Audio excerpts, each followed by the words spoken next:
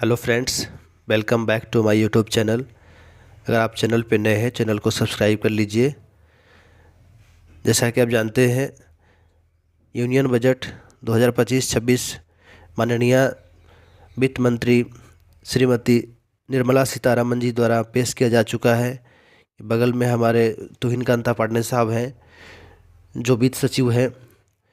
तो union budget में क्या क्या चीज़ें कही गई है, क्या क्या की पॉइंट्स है। जैसा कि आपको ज्ञात होगा कि पिछले दिनों बजट पेश होने से पहले पीएम साहब ने कहा था कि मध्यम वर्ग के लोगों पर देवी लक्ष्मी की कृपा होगी। तो इस जो है बजट में क्या क्या चीज़ें वेतनभोगियों के लिए, पेंशनरों के लिए कही गई है, उसको हम लोग पॉइंट बाय पॉइंट देखते चलेंगे। नया जो टैक्स रेजिम है, उसमें जो है टैक्स का स्लैब क्या बना है, उसको हम लोग देख लेंगे। पुराने जो टैक्स स्लैब था, बहुत से जो कर्मचारी यूनियन द्वारा ये मुद्दा उठाया जा रहा था कि जो है टैक्स स्लैब में छूट दिया जाए, ताकि जो है डिस्पोजेबल इनकम बढ़े। मध्यम वर्ग के लोगों के पास डिस्पोजेबल इनकम बढ़ने के बाद उनकी जो हाउस होल्ड कंजम्पशन है वो बढ़ेगी, क्रय शक्ति बढ़ेगी, खर्च करने की शक्ति बढ़ेगी।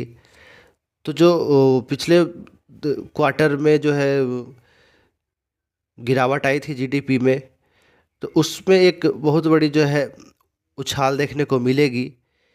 जैसा कि आपको पता है, इस बजट में कहा गया है कि टैक्स स्लैब को बढ़ा दिया गया है, टैक्स स्लैब को चेंज कर दिया गया है। और पहले जो 7 लाख था, 7 लाख तक जो आप इनकम टैक्स फ्री था, तो अब उसको बढ़ा करके 12 लाख कर दिया गया है, जो बहुत एक लैंडमार्क डिसीजन है। तो वित्त मंत्री ने बताया कि लगभग 1 लाख करोड़ डायरेक्ट टैक्सेस और लगभग 2600 करोड़ इनडायरेक्ट टैक्सेस में जो है बचत होगी। तो वो जो पैसे हैं वो मार्केट में आएंगे, फिर जीडीपी में जो है कॉम्पिटिटिव जो है बेटरमेंट देखने को मिलेगा। तो एक एक चीज़ों को नए रेजिम में अगर आप ऑप्ट करते हैं, रिटर्न भरेंगे तो नए रेजिम ऑप्ट करेंगे असेसमेंट ईयर 2025-26 का, उसमें क्या टैक्स स्लैब रहने वाले हैं उसको हम लोग देखेंगे। एक एक चीज़ों को ध्यान से देखेंगे।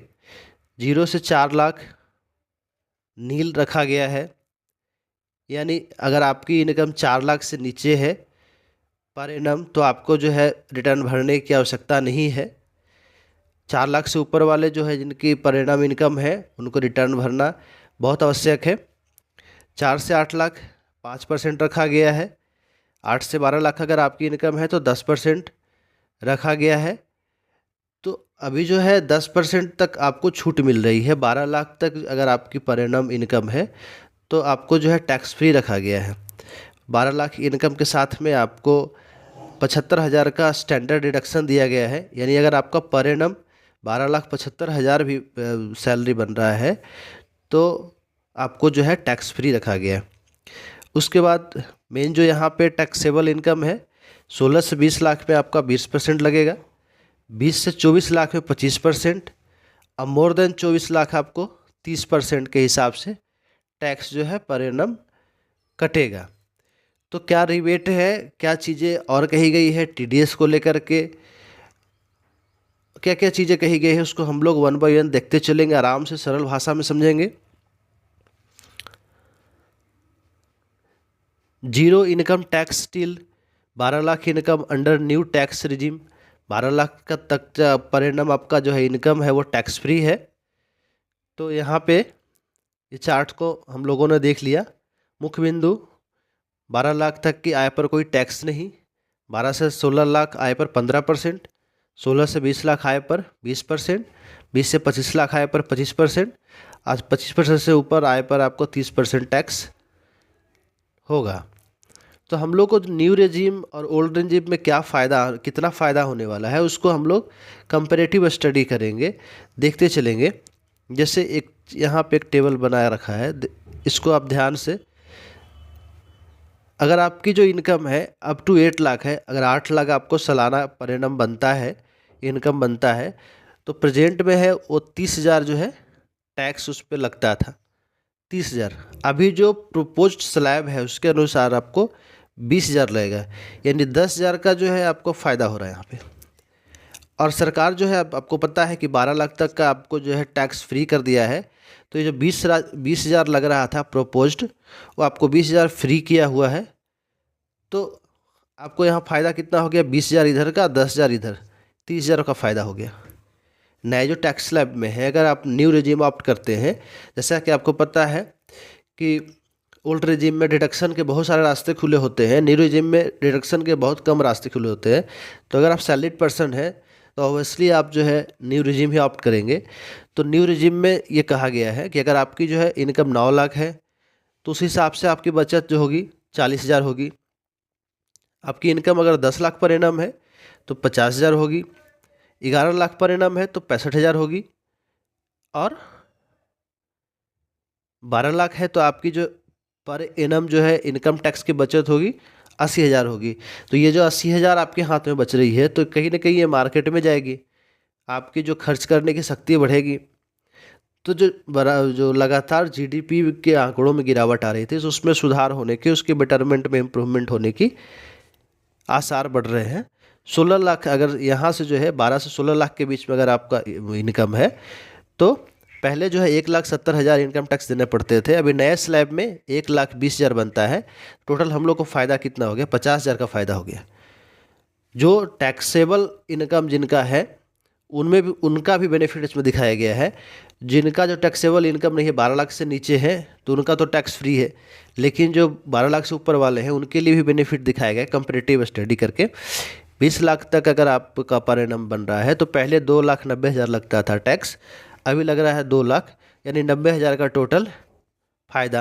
अगर आपका जो है 50 लाख इनकम है तो उस हिसाब से आपका जो 1,10,000 का फ़ायदा देखने को मिलेगा।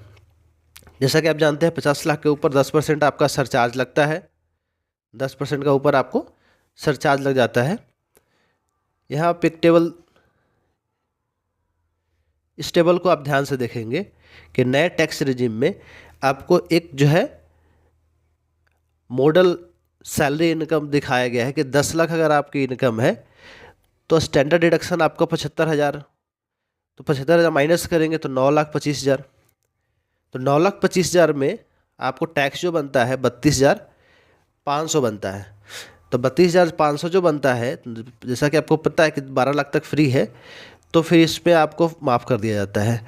अब यहाँ से जो सिनेरियो 1 के बाद सिनेरियो 2 देखेंगे, अगर आपकी पर एनम इनकम 15 लाख है, 75,000 स्टैंडर्ड डिडक्शन सरकार की तरफ से, तो बचेगा 14,25,000, तो 93,750, और एजुकेशन सेस 3,750। जैसा कि आपको पता है कि एजुकेशन सेस जो है आपका 4% जो है टैक्सेबल इनकम का, तो 3,750 रुपया 4%, यानी टोटल जो है टैक्स जो है आपको है 97,500। आपको जैसा कि आपको पता है जो एजुकेशन सेस होता है, अभी उसको बदल करके एजुकेशन एंड हेल्थ उसमें भी ऐड किया गया है कि जितने भी जो है प्राइमरी सेकेंडरी हायर एजुकेशन है या फिर हेल्थ एडेड जो फंड होता है, उसमें आपको कंट्रीब्यूशन करने के लिए सरकार अलग से आपको एजुकेशन सेस लगाती है।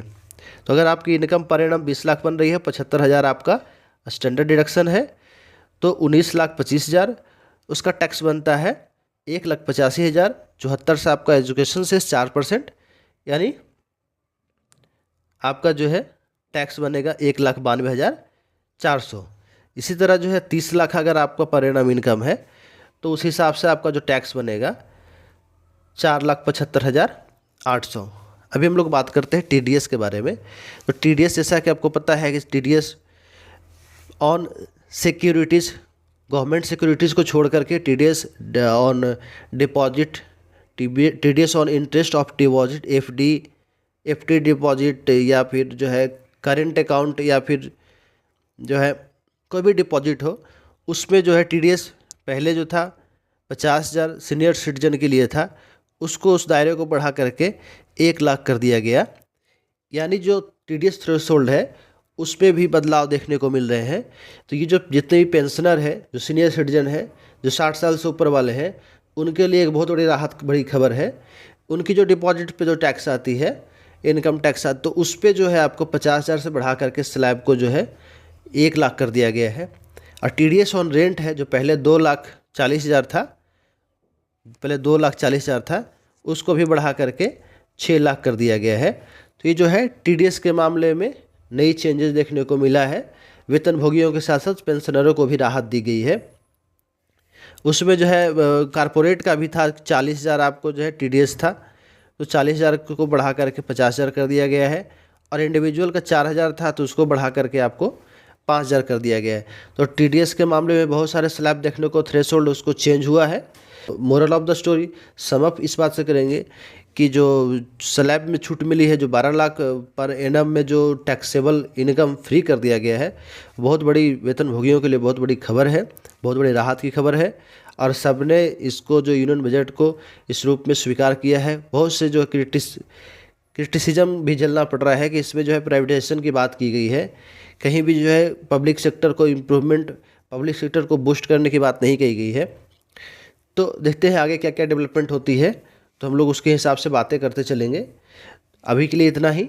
अगर आप मेरे चैनल पर नए हैं, चैनल को सब्सक्राइब कीजिए, बेल आइकन को दबा दीजिए ताकि आपकी नोटिफिकेशन जो है बराबर मिलता रहे। तो मिलते हैं किसी अगले वीडियो में, लेते हैं विदा, तब तक के लिए थैंक यू।